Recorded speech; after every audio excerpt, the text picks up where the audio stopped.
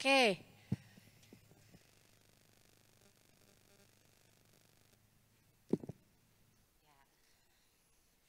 Ya hari ini kita masih akan berkutat dengan tema unqualified gitu kan. Dan topik hari ini atau hero of the month gitu ya, itu Gideon. Nah tadi aku udah bilang sama Gideon, hari ini aku masih tentang kamu ini. Jadi ini tentang Gideon. Nah sebelumnya aku meminta tolong ke tim GE bisa maju, Marcel juga.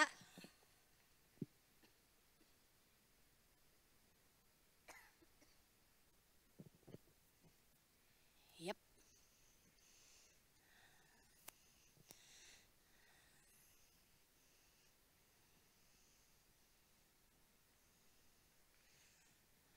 Oke, ya. Selo di sini Selo. Sini Selo.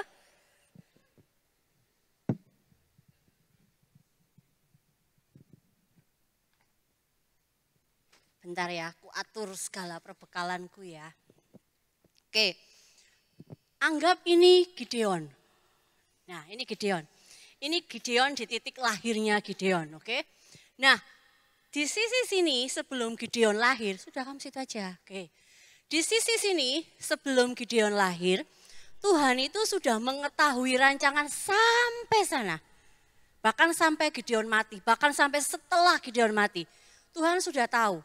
Dan ini bukan cuman hanya tentang hidup Gideon, tapi juga tentang hidup orang Israel. Oke. Nah, Tuhan sudah tahu nih, bangsa Israel itu dari yang taat sama Tuhan, enggak taat, taat sama Tuhan, enggak taat, taat lagi. Itu Tuhan sudah ngerti, bahkan Tuhan sudah tahu semuanya. Jadi, di masa ini Tuhan sudah siapkan Gideon. Oke. Tuhan sudah siapkan Gideon. Dan dia sudah memberi banyak karakter dalam diri Gideon, itu yang akan cocok dengan callingnya dia. Nah ini aku punya papan calling nih. Anggap ini calling ya, goal. Jadi ini adalah callingnya Gideon. Apa yang Tuhan mau untuk Gideon itu lakukan. Apa yang Tuhan mau untuk Gideon itu genapi. Ini di sini. Gideon masih di sini nih. Baru lahir gitu kan. Nah, ketika Gideon lahir, dia menaruhkan beberapa karakter dalam hidup Gideon.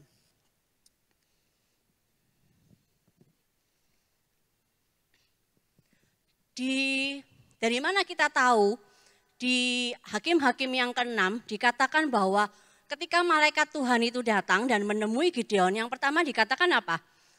Pahlawan yang gagah berani.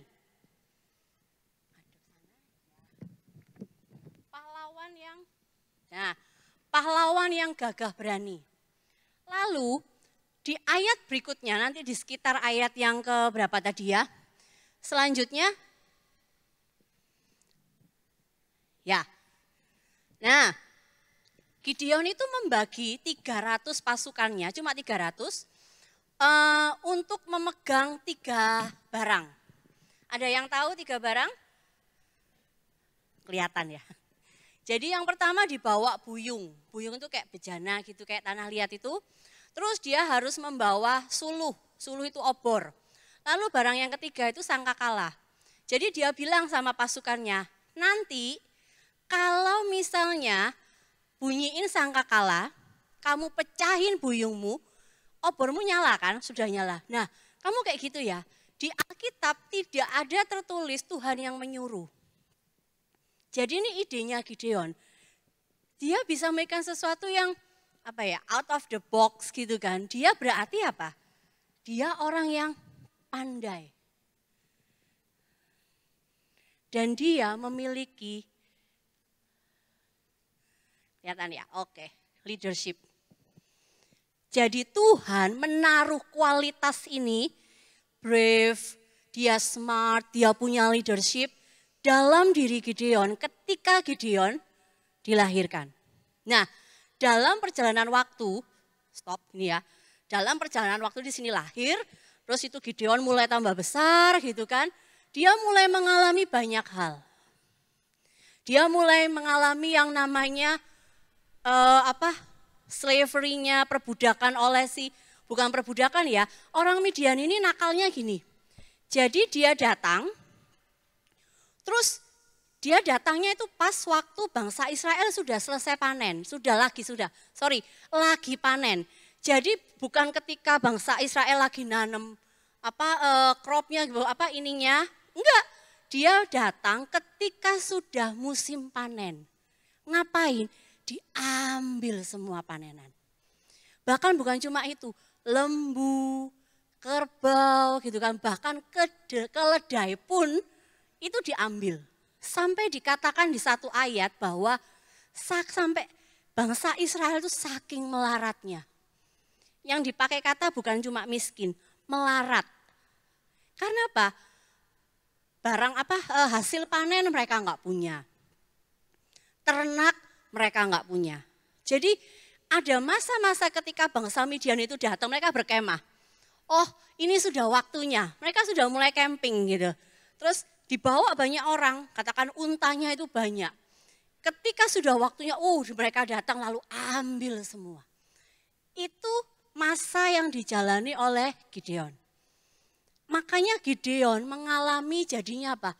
Dia harus sembunyi di pengirikan untuk dia itu membetulin panen ininya, panen gandumnya. Itu di pengirikan anggur gitu loh. Jadi di tempat pemerasan anggur ya. Nah, jadi bukan tempat yang sebenarnya, bukan tempat yang seharusnya. Tapi itu yang dilakukan oleh Gideon. Kenapa? Daripada nanti diambil oleh orang Midian, lebih baik aku sembunyi. Jadi yang tadinya brave itu jadi penakut. Yang tadinya leadership nggak bisa. Yang smart dia nggak punya daya. Dan apa yang terjadi?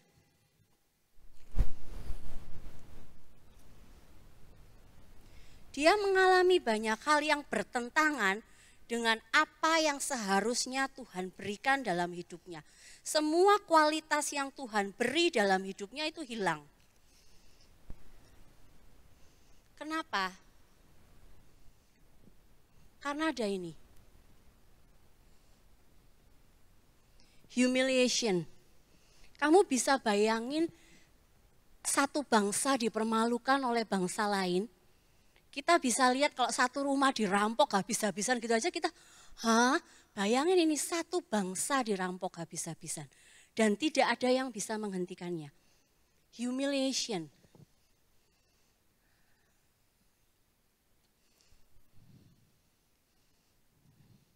Ada shame. Dia jadi pria yang malu. Malu terhadap dirinya, malu terhadap bangsanya, malu terhadap orang lain gitu ya. Dia menjadi orang yang malu. Sampai dikatakan waktu dia dipilih sama Tuhan, waktu malaikat Tuhan itu bilang, aku memilihmu, Tuhan sudah memilihmu gitu kan. Tuhan, aku ini dari kaum Manase dan itu masih dari keluarga yang lebih kecil lagi gitu loh. Jadi nggak ada hitungan. Terus dia juga akhirnya ada apa? Dia punya ketakutannya. Semua kualitas yang Tuhan beri itu tertutup dengan hal yang berbeda. Ada humiliation, ada shame, ada anxiety. Kita pun kadang alami, setiap kita lahir dengan kualitas yang Tuhan beri sesuai atau pas untuk mencapai visi kita, untuk mencapai callingnya Tuhan buat kita. Tuhan kasih nih buat kita. Oh, karena kamu nanti mau jadi presiden, jadi kamu harus punya leadership. Oh, kamu jadi anak yang suka membela kebenaran dari kecil gitu. Oh, kamu jadi orang yang suka mengamati.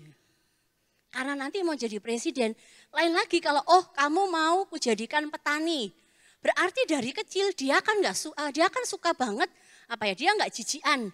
Pegang tanah, dia pegang ini, dia mungkin neliti cacing-cacing gitu kan. Dia mulai neliti tanaman padi, dia nggak jijian. Kenapa?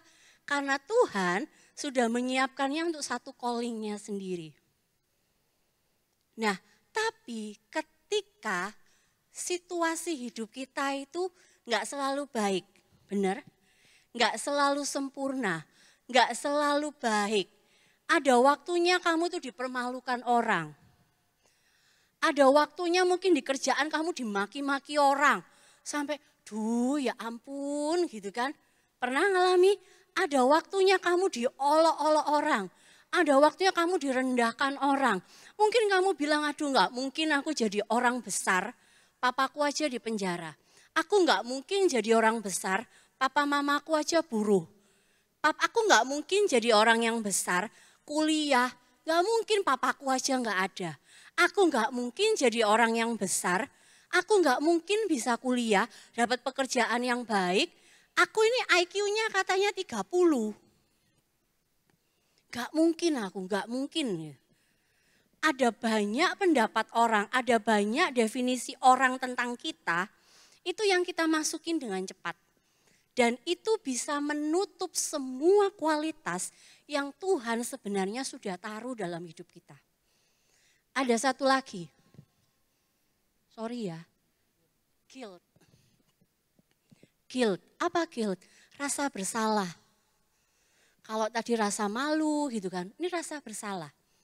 Ketika kita melakukan kesalahan, aduh aku nih tahu firman loh, kok aku lakuin itu ya, aduh aku berdosa, aduh aku bersalah, aku kok bisa sih lakuin itu, aduh mulutku ini kok sudah ngomong itu ya, aduh, atau mungkin ada kegagalan-kegagalan yang kita lakukan. Kita jadinya membawa itu dengan di dalam hidup kita dan itu menghambat kita. Panjang banget ternyata, El bisa bantuin. Dan semuanya ini bukan hanya menutup, ya oke. Dan semuanya ini bukan hanya menutup kualitas yang sedang Tuhan siapkan, yang Tuhan taruh dalam hidupnya, tapi ini juga itu menghalangi kita. Loh, sudah kamu berdiri aja, tidak apa-apa, relakan dirimu berdiri ya.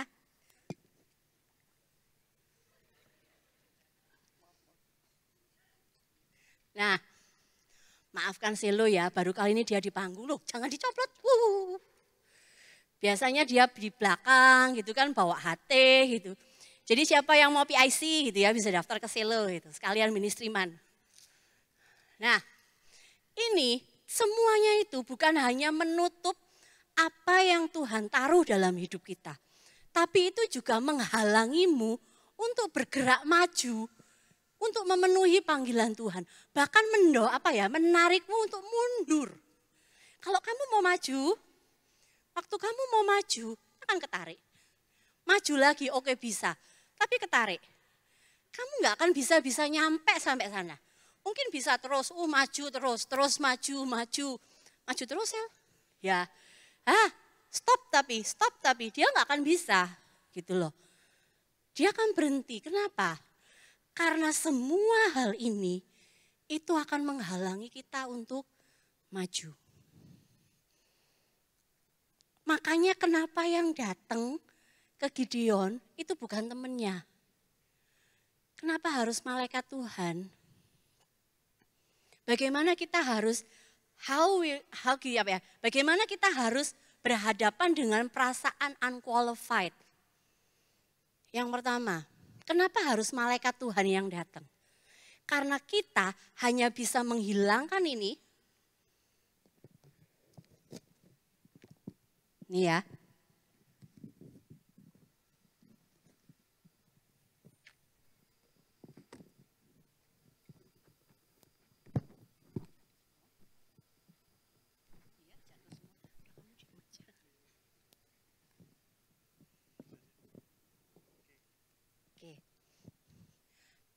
Untuk mendapatkan ini kembali. Untuk mendapatkan ini kembali, perlu malaikat Tuhan yang ketemu sama Gideon. Bukan temannya, bukan gurunya, bukan orang tuanya, tapi harus Tuhan. Artinya apa? Untuk kita menghilangkan perasaan unqualified, itu enggak gampang. Mungkin ada dari kalian yang bilang, oh aku ini pede kok C, aku ini pede kok, aku tahu aku pinter, aku kaya, aku keren. Sudah lengkap plus satu paket. Satu paket dalam hidupku gitu kan. Aku tenang kok C, IQ ku ini 500, jenius aku. Lihat sedikit gitu, aku udah hafal gitu. Tapi apakah kamu gak akan pernah ngalami yang seperti tadi? Perasaan bersalah, perasaan malu, dipermalukan, kamu merasakan ketakutan. Apakah kamu gak akan rasakan itu semua? Kita pasti rasakan. Ada satu titik di mana kita pasti merasakan perasaan unqualified. Kapan? Ketika stres itu banyak, ketika tekanan itu banyak, ketika tuntutan itu banyak, ketika semua orang menuntut kita untuk melakukan A, B, C, D. Dan kita itu nggak bisa kayak, gitu kan. Nggak mampu, aduh, kamu bisa, memang aku nggak sanggup ya. Ternyata aku nggak pinter ya. Terus kamu gagal. Terus kamu saya melakukan kesalahan, orang marah sama kamu. Oh memang ya aku ternyata nggak bisa. Kita pasti akan merasakannya. Atau ketika kamu lagi down. Ketika kamu lagi broken heart gitu. Diputusin pacar gitu kan. Wah broken heart kamu jadinya. Waduh memang ya ternyata aku ini gak sebaik si dia yang dipilih. Gitu. Ada perasaan, selalu akan ada perasaan unqualified. Ketika kita mengalami masalah, tuntutan, pasti ada. Siapapun kita, nggak ada yang kebal, nggak ada. Selalu ada. Lalu bagaimana caranya? Malaikat Tuhan harus datang ketemu sama Gideon. Personal encounter sama Tuhan.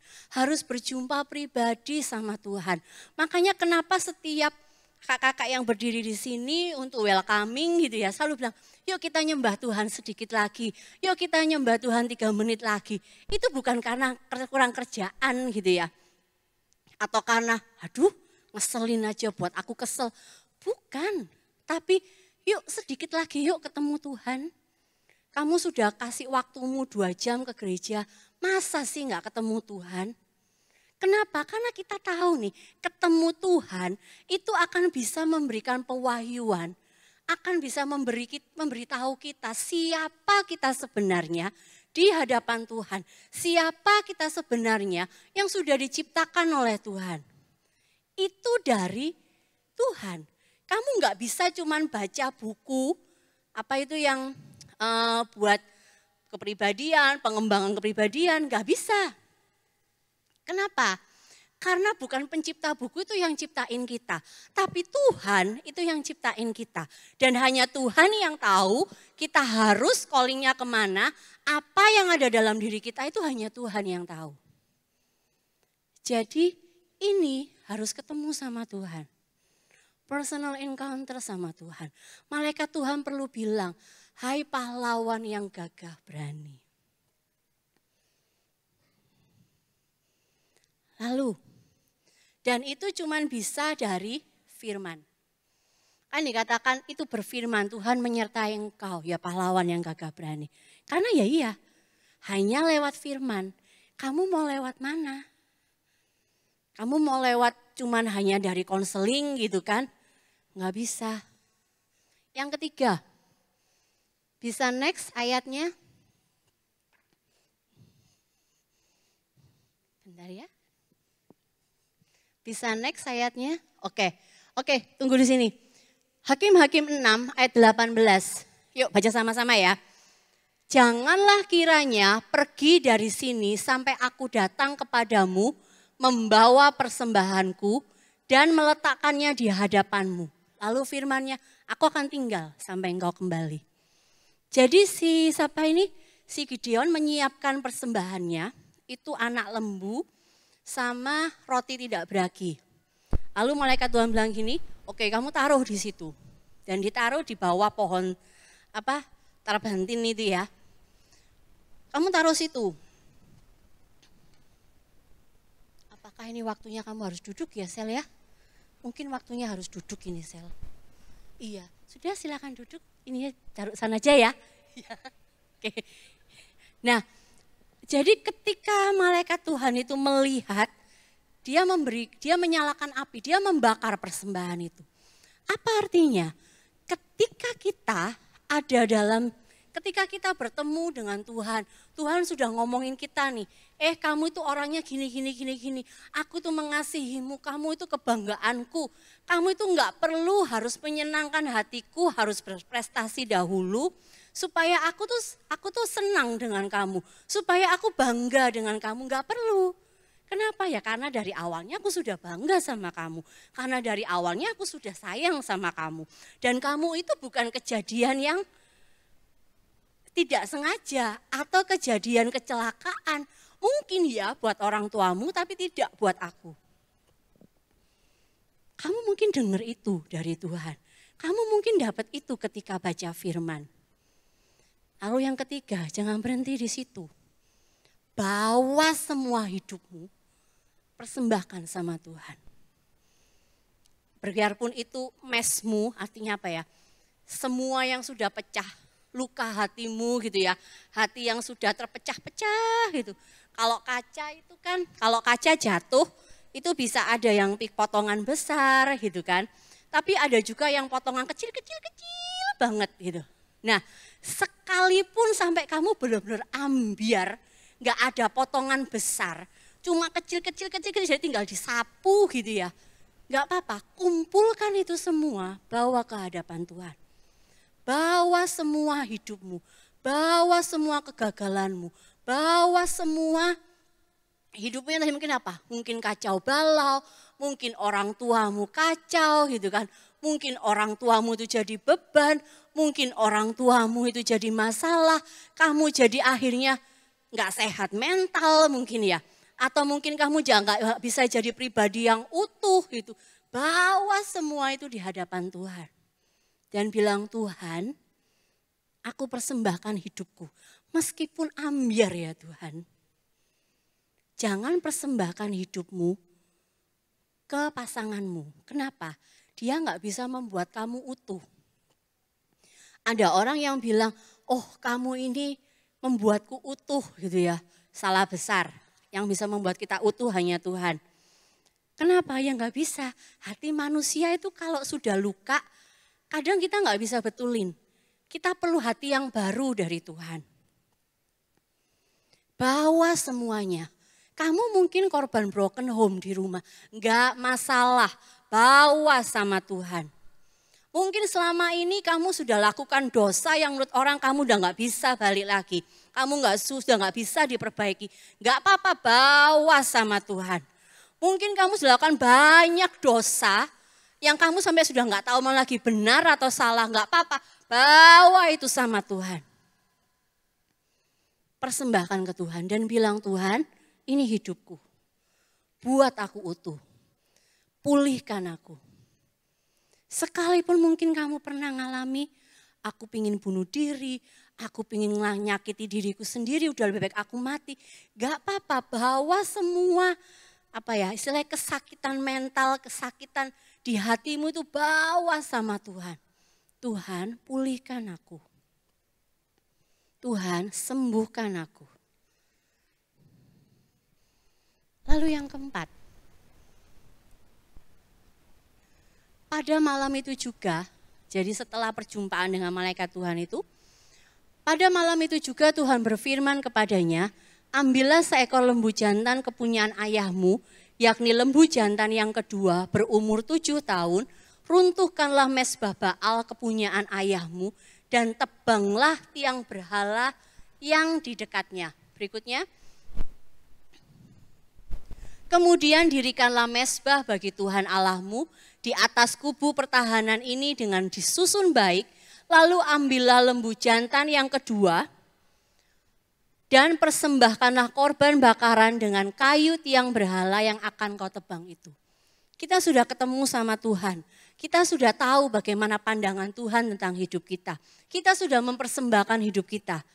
Yang keempat, buang semua berhala. Selama ini apa yang kamu jadikan berhala? Oh, kekayaan orang tuamu.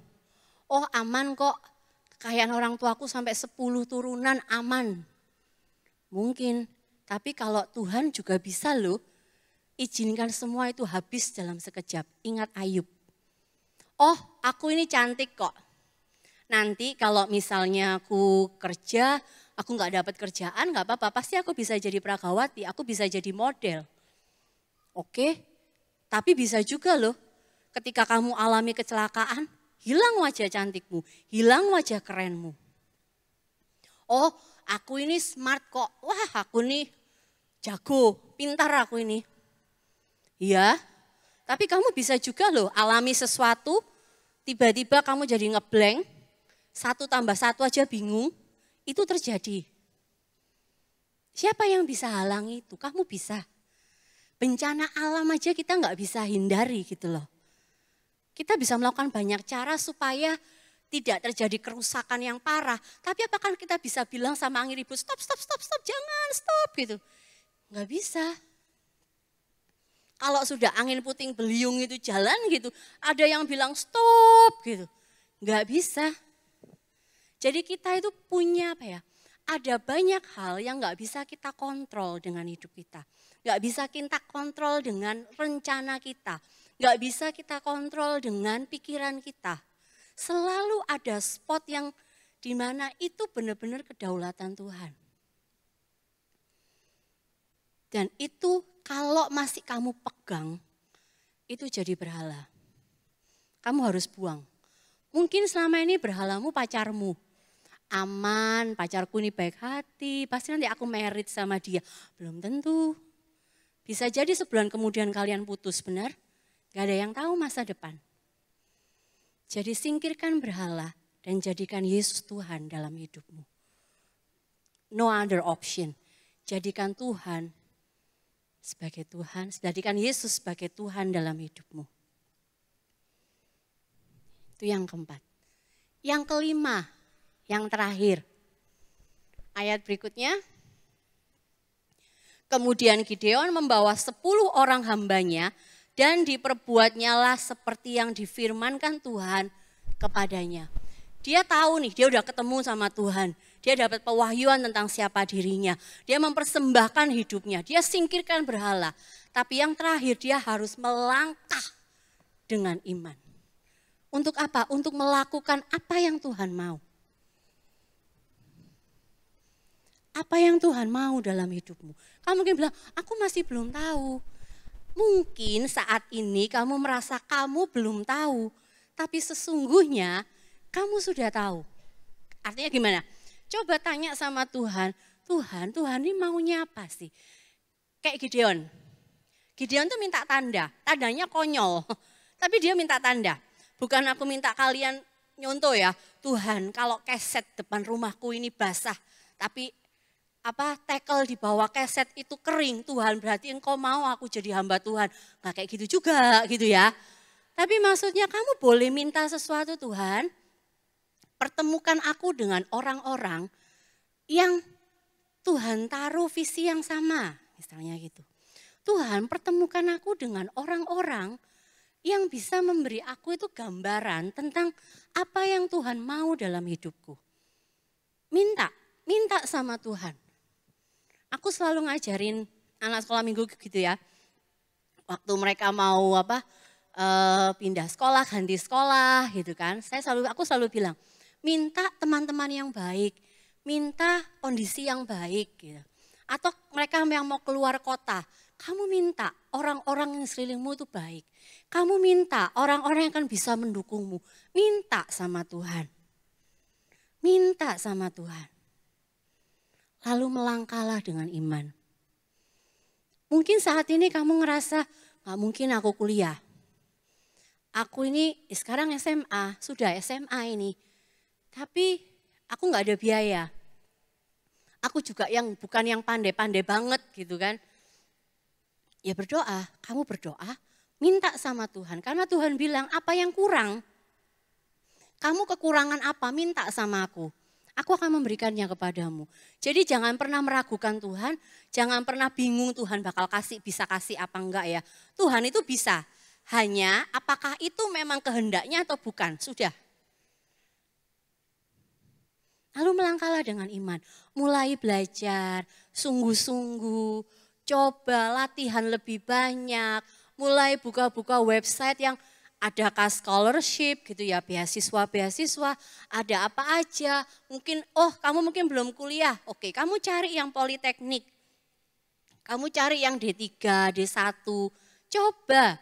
Ada banyak universitas terbuka sekarang. Semuanya itu lebih mudah, informasi itu terbuka lebar. Melangkah dengan iman. Gak apa-apa kayak Gideon dibawa 10 teman karena dia takut. Gak apa-apa, kamu bisa ngajak temanmu, doain aku ya, atau ngajarin ketua kermu, Kak doain aku ya, tolong ya, gitu. Gak apa-apa. Ayo ajak bareng-bareng gitu, gak apa-apa gitu. Kenapa? Tapi melangkahlah dengan iman. Oke, PAW bisa maju.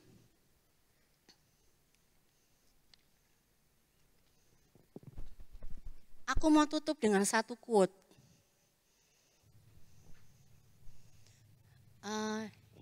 Thank you.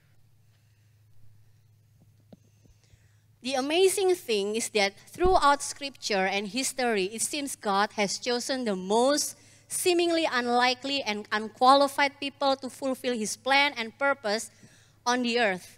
Jadi selama ini adalah satu hal yang luar biasa karena Tuhan itu memilih orang-orang yang kayaknya nggak mungkin. Itu bukan hal yang bukan sesuatu yang susah buat Tuhan. Karena sebenarnya menurutku pribadi, tidak pernah ada satupun dari kita yang unqualified. Kenapa? Kita ini anak kerajaan surga loh. Bapa kita itu Yesus, Tuhan, Allah semesta alam. Jadi mana ada kalau like father, like son, like daughter gitu kan. Gimana mungkin nih anaknya gak serupa dan segambar dengan bapaknya, gak mungkin. Jadi menurutku pribadi setiap kita itu qualified untuk calling kita masing-masing. Kita hanya merasa unqualified karena hal-hal tadi. Karena dalam perjalanan kita, iblis itu berusaha menggeret kita keluar dari rencana Tuhan. Ada banyak situasi yang membuat kita itu jadi kehilangan siapa diri kita sebenarnya. Sehingga kita memakai jubah unqualified.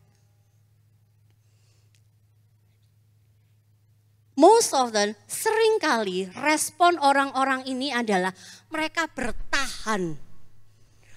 Aku memang gak qualified, aku memang gak bisa. Lo bisa, kamu ini lo pinter, gak bisa, aku gak bisa. Kata mamaku aku gak bisa. Insist. Bahkan semua orang bilang kamu tuh pinter. Enggak. Hanya pendapat satu orang itu mengaburkan banyak pendapat orang yang benar. Kenapa? Karena kita itu suka menahan pendapat yang salah. Itu nature kita. And if they don't, lihat. Dan kalaupun mereka tidak memegang, tidak insist dengan unqualified-nya, perasaan unqualified, lihat. Orang-orang di sekitar mereka itu mungkin akan dengan keras, dengan tajam, dengan benar-benar kayak bertubi-tubi, itu akan membuat kamu merasakan perasaan unqualified.